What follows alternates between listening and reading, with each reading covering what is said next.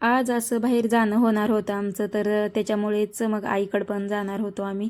आणि मग त्याच्यामुळे मी पण खुश होते. तर इथं सकाळ मुलं स्कूलला चालली होती, त्याच्यामुळे त्यांचे टिफिन वगैरे बनवायचे होते.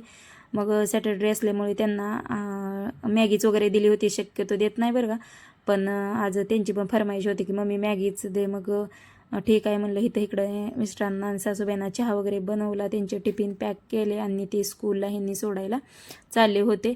तर इथं आपली आपली सकाळची ड्रिंकच मी घेतली.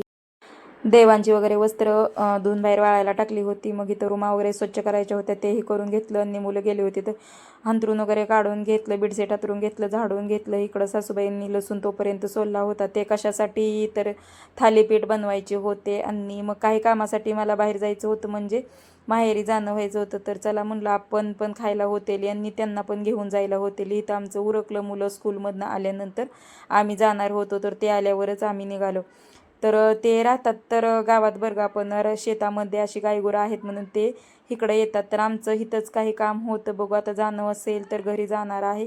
मग शेतात पण इथं घर आहे, त्याच्यामुळे तर भाच्या किती आनंदी झाल्या होत्या, खूप हसत होत्या. तर कसा